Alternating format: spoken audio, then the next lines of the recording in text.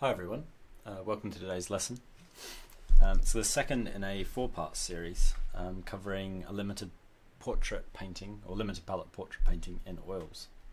So last week we basically sketched in our portrait in charcoal kind of loosely and then worked over the top in oil paint to create this drawing, so it's basically an underdrawing. Initially just looking primarily for shadow shapes, so anything in the portrait which isn't directly in the light, which is where we ended up, and this is what we're looking at now. I've allowed it to dry, so this is a layered painting, so each stage we're going to allow the painting to dry and then work over the top of a dry painting. In the YouTube channel there's a three-part series covering Alla Prima portrait, which is a bit loose, and this is going to end up tighter than the Alla Prima portrait. An Alla Prima portrait is painting the painting all at once, but we're not doing that with this one. It's kind of introducing a layered technique.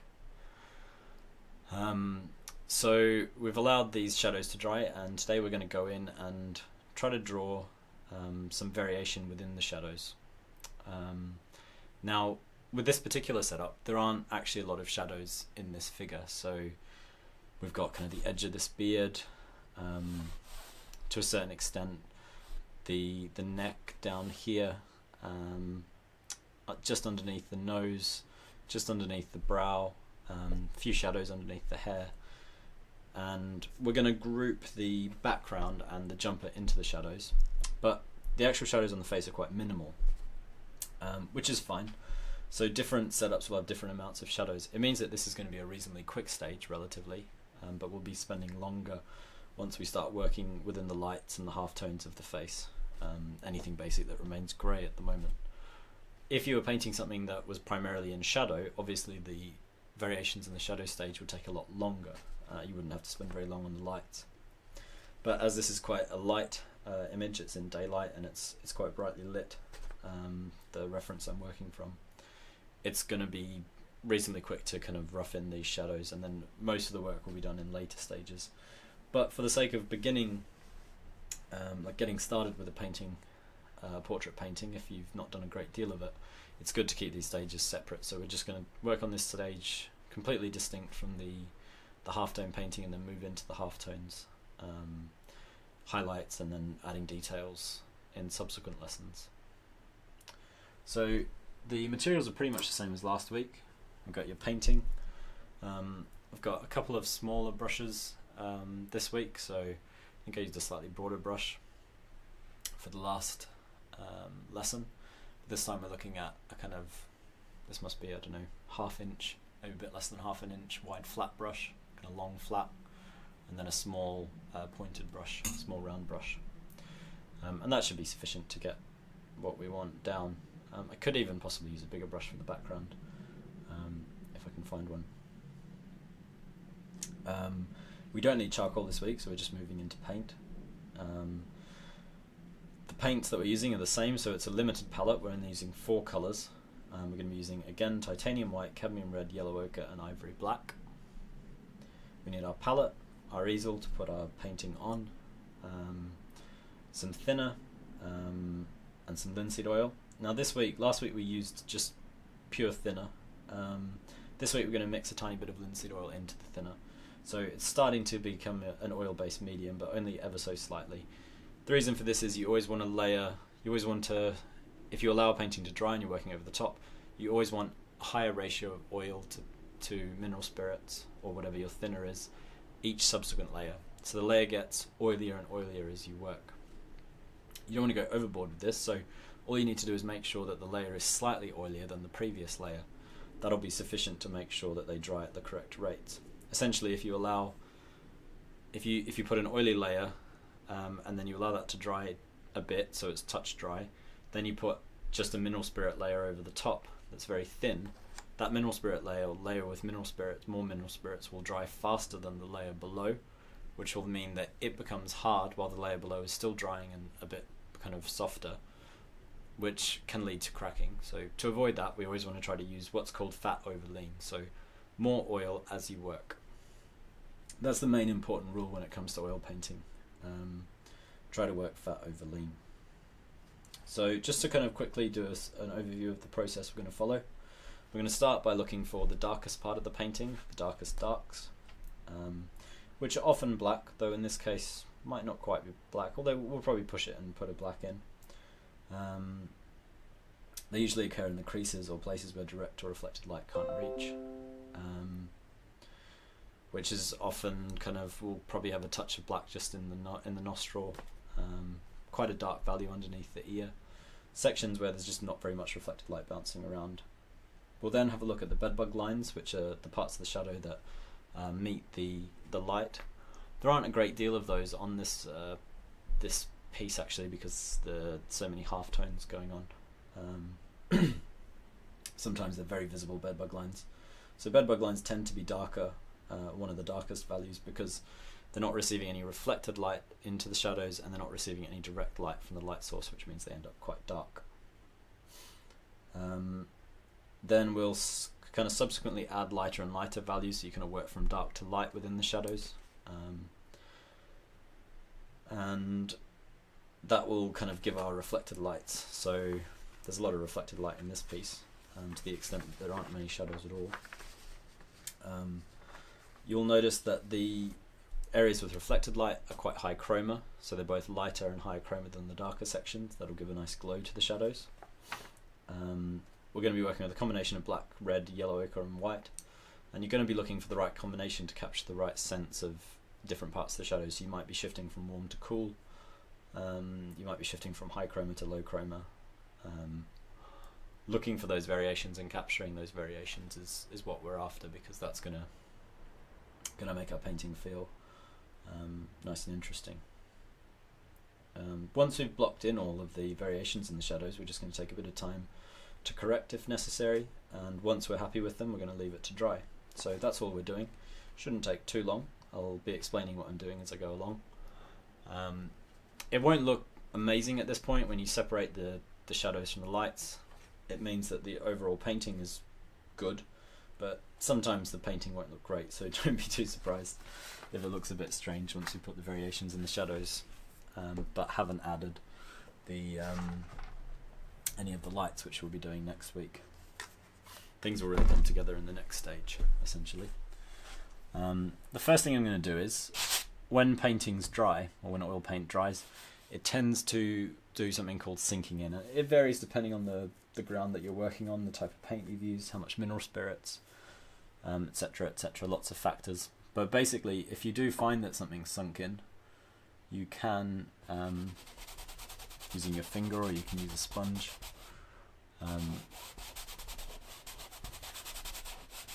you can do something that's called oiling in, which basically resaturates the paint so it's closer to the original value that you painted.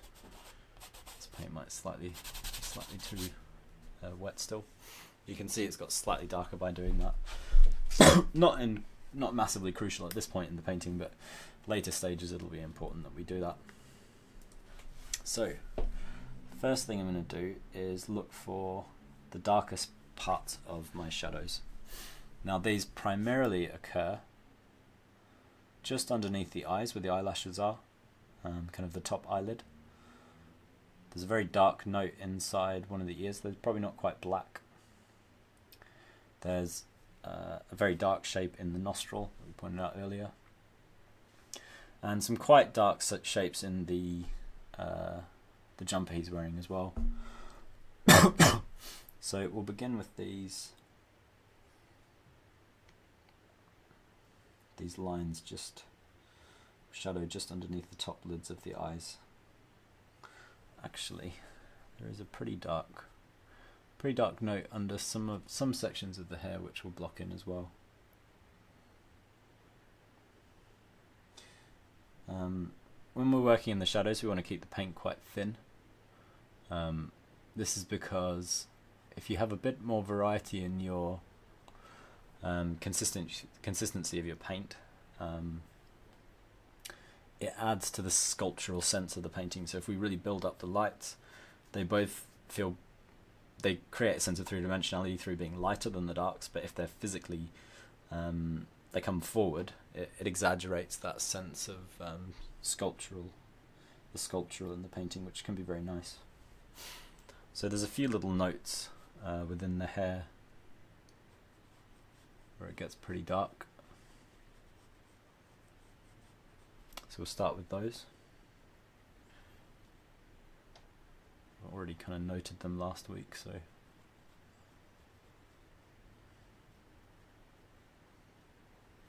not too hard to find.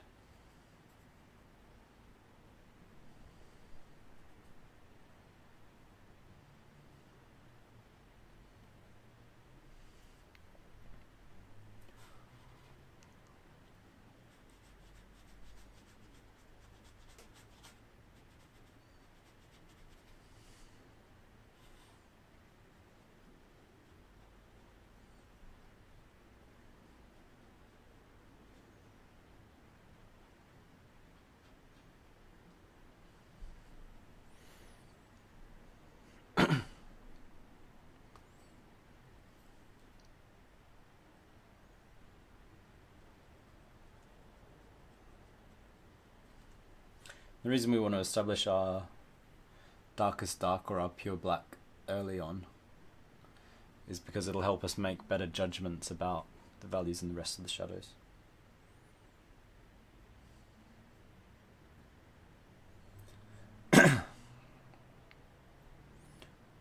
So now that we've roughly got the eyes in as we want, the hair in as we want, we're going to move to the eyes.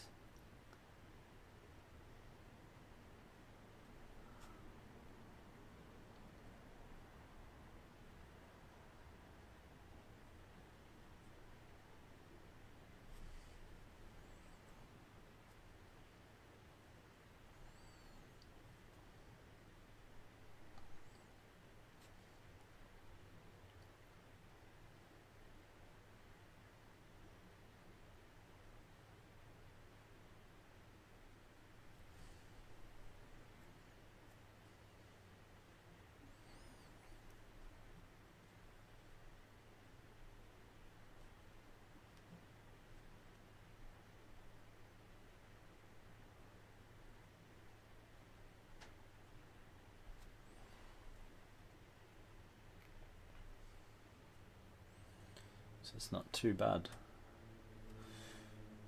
in the eyes. There's another crease. So that's basically the underside of the eyelid, the top eyelid, as it turns towards the eyeball. But there's also a crease, quite evident on both sides, that occurs where the eyelid tucks back in just under the brow. And this is often quite a dark portion of the face, again because the the form tucks back into itself, so there's very little, if any, reflected light at that point.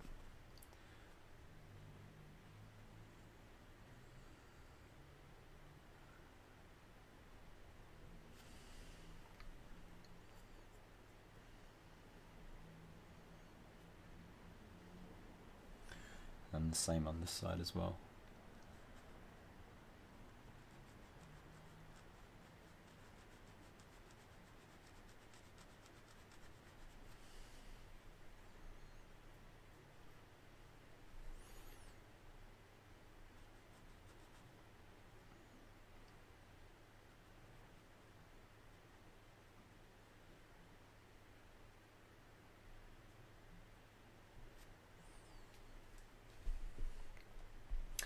That's what we're after. Not too bad.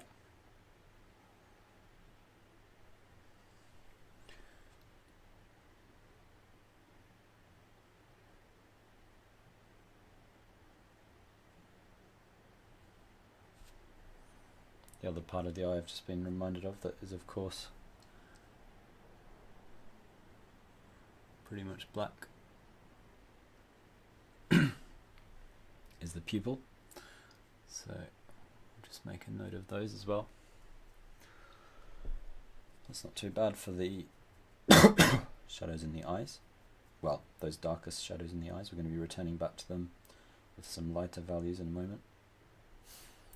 Next thing is the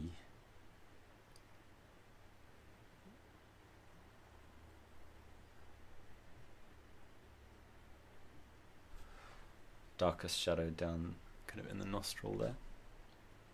So it's not too difficult to spot and add in. And then on the other side there's an ever so slight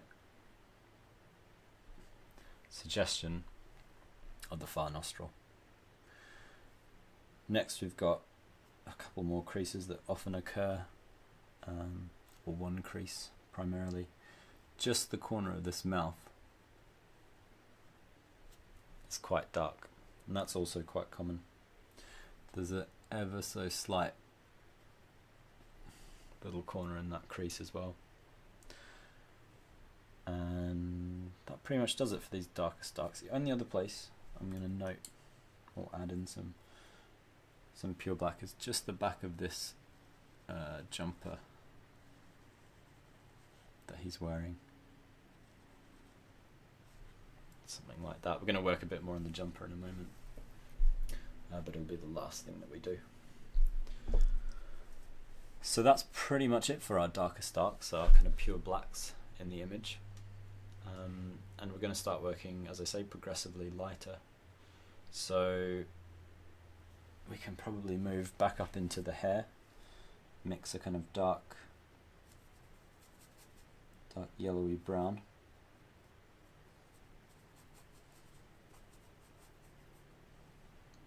Thinning our paint as we go.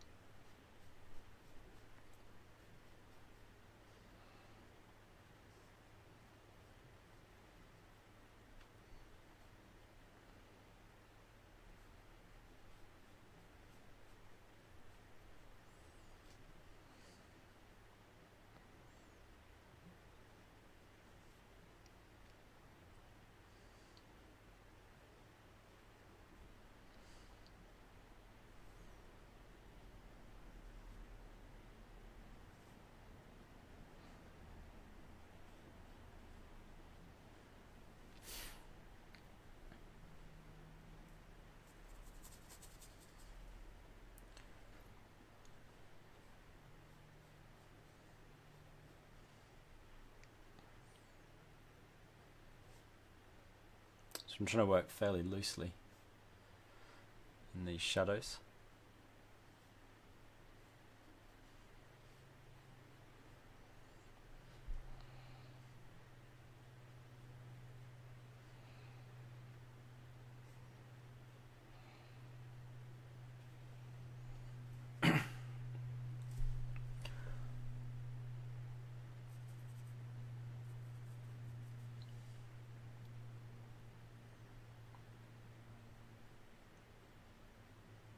For some reflected lights in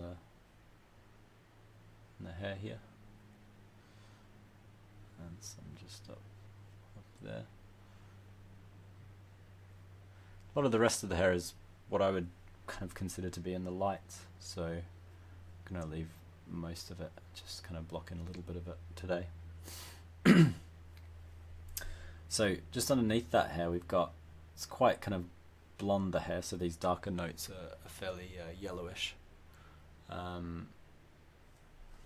but the skin is more pink, so the shadow in the skin we're going to now try to paint has a more pinkish hue and slightly lighter than those shadows above it.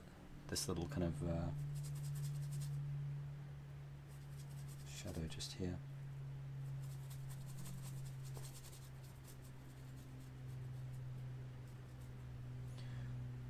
Try out a colour.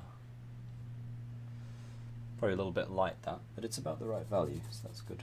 Getting somewhere.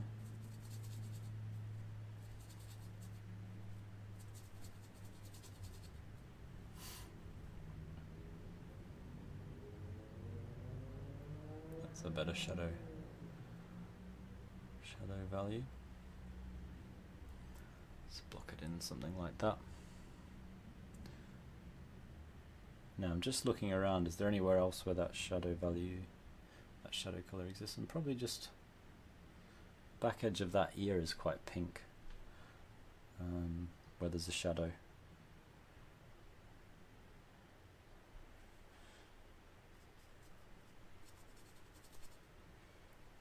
And then there's another little note just in there that's quite dark.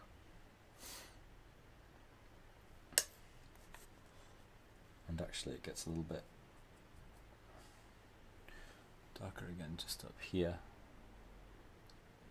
So it's quite dark there. Kind of wraps around, and then it's also dark.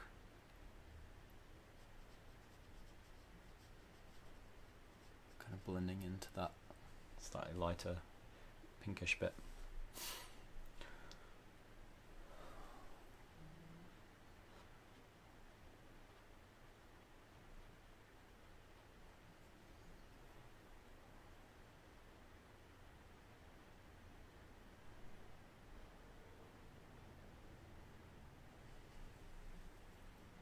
It's not too bad as that shadow. We will have to revisit the shadows to a certain extent once we've got some of the lights in, just because it'll affect some of the decisions we made. So we're going to move back to these eyes. It's just the slightest shadow, slightest pinkish colour above that cleft, and then a very similar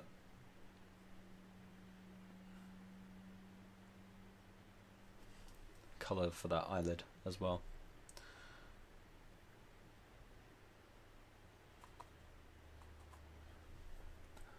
Slightly more yellowy in this portion of the shadow here. So you can see these shadows are very delicate in this particular painting, very small.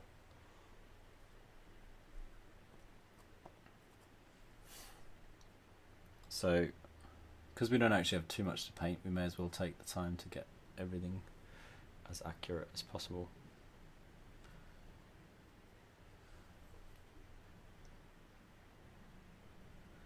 There's really no need to rush if you've only got a tiny section of a painting to actually work on in the shadows.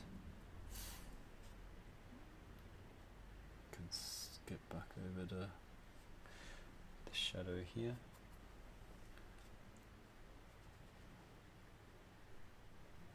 A slightly bigger section of reflected light on this side of the eye.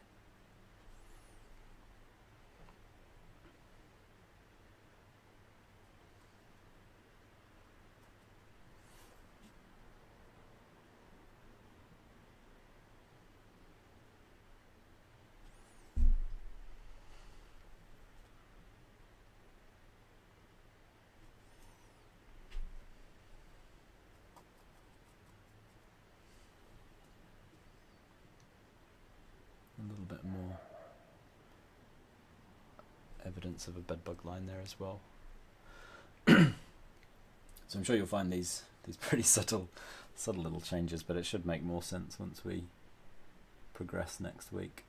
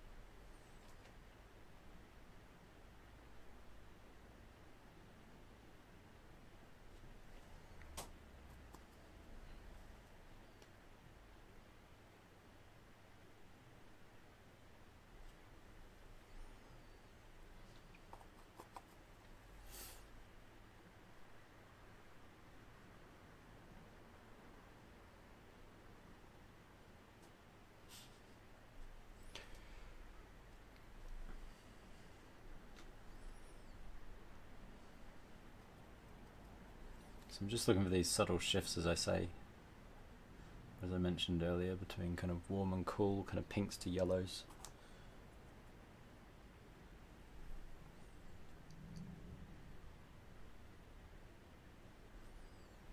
It's not too bad.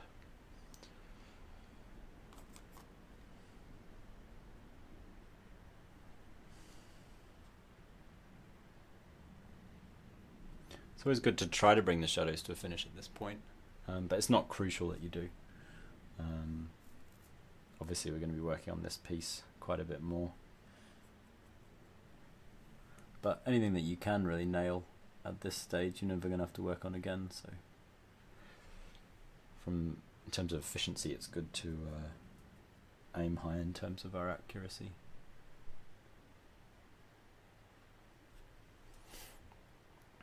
It's not too bad for those eyes. The only thing I may do is mix a slightly grayer shadow colour for the eyeballs. Shadows cast on the eyeballs.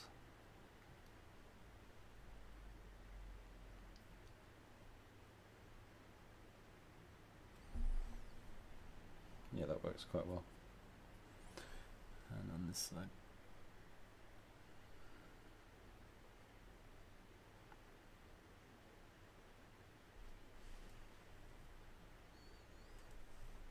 It's not too bad. I might just ever so slightly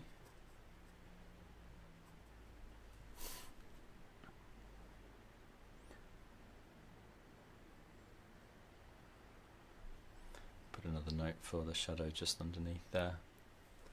That's about what we're after for the eyes. One last thing I might do is just try to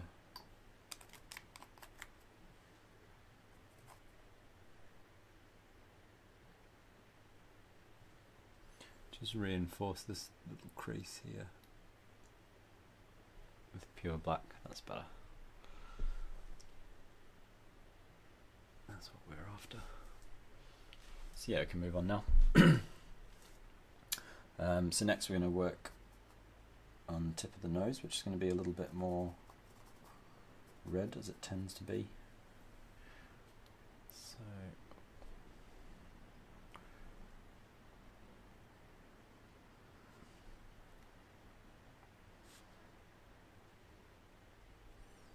look in some of those values.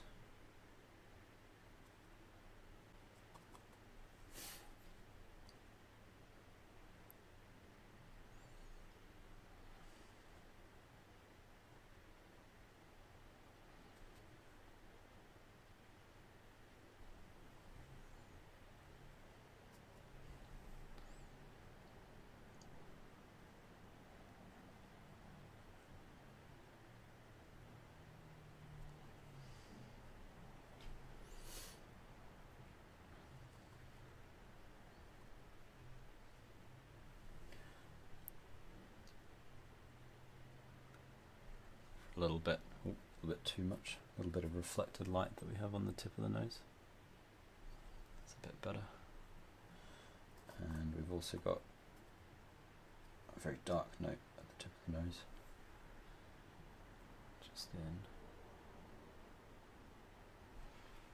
Just there. That's probably slightly too high chroma, so it's a little bit too much of a strong red. So tail it back a bit.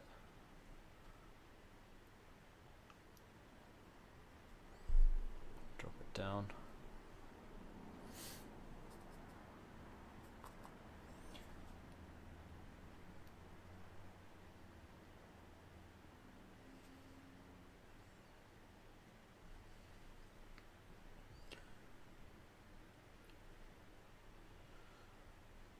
So not too bad what we've ended up.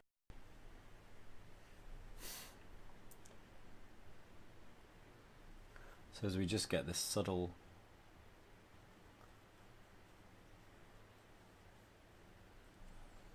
shape of the lip in, start to get a nice sense of it.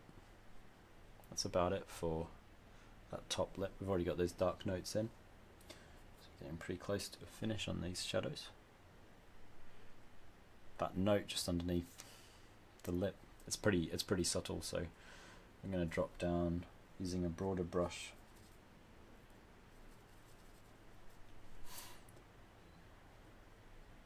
Try to see if we can get this note. It's a tiny little shadow, it's not too bad. Just underneath the beard.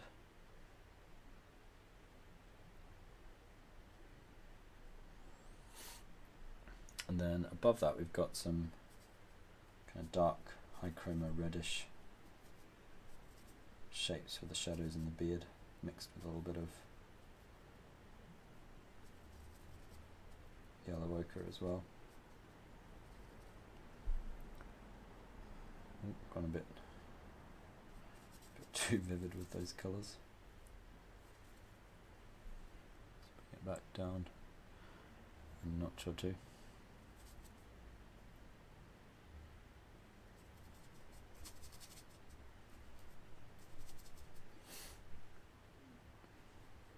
That's pretty good. So it's just a few little kind of darker notes in the beard, but a lot of it's actually catching the light, so just going to work over what I'd already blocked in as shadows, just with some of that local colour. So the beard's redder than the raw umber that we originally used. There's a few tiny notes of darker shapes on that side, and a touch just there. You can see I'm trying to use, holding the brush quite far back, trying to use fairly loose strokes so it stays quite painterly. Then the final shadow in the face that we want to get in is this little notch just underneath the ear.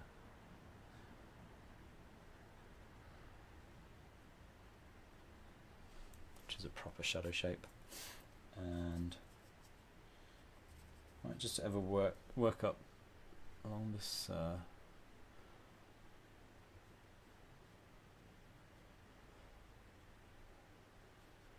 side of this beard as well. I'll probably be adjusting that quite a lot as we get into the lights, but that's not too bad. So finally, I'm just going to give the brush a bit of a clean, because we're going to try to get a kind of pure grey. Got some kitchen towel to wipe it off. I'm going to do just a pure black and white mix for the jumper, so it looks basically as blue as it possibly can, which means I'm trying to remove a reasonable amount of the red and yellow off my brush. So I'm going to take a nice chunk of OCAD black, mix in a little bit of titanium white, then just quickly work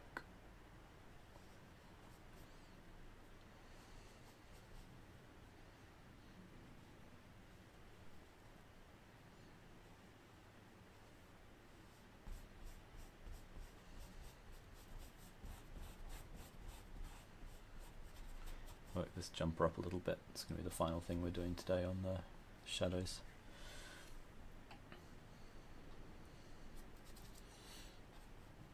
Just makes a slightly lighter value. Start kind of teasing it out of this more shadowy colour.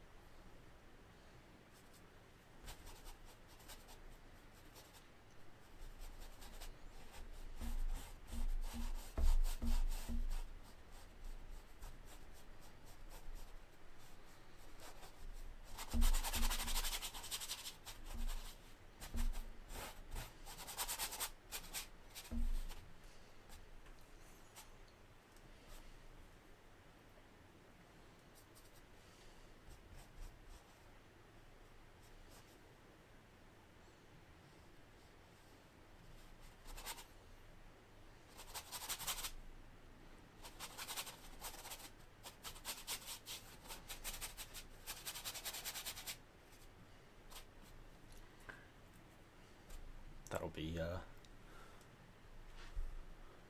pretty much good enough for now. So we're going to leave this to dry before carrying on with it. Let the shadows completely dry, and then we're going to be working in the lights, reworking the background a little bit. Work a bit more on this this clothing as well. So you can have a bit of fun with any kind of background elements as you like, but I'm going to leave it at that. So hopefully that made sense. It's a pretty straightforward stage in the painting process, not super complex. Basically we're just isolating the shadows as we'd already drawn them out, and we're just looking for variations within those shadows and setting the stage for working in the lights. So everything you see here is kind of a mid value to a dark value, but we're going to be adding our lightest values next week, and the whole thing will have a lot more structure. So hopefully that was interesting. I'll just give you guys a bit more of a proper view of what we did. There you go. But yeah, that's it. So as always, if you guys have some work, feel free to send it through to me if you're members of the OCAD class. If you're not, you should look into signing up and get some feedback on all your work. And if you have any questions, feel free to ask them below as well. So I'll see you guys next week when we carry this on.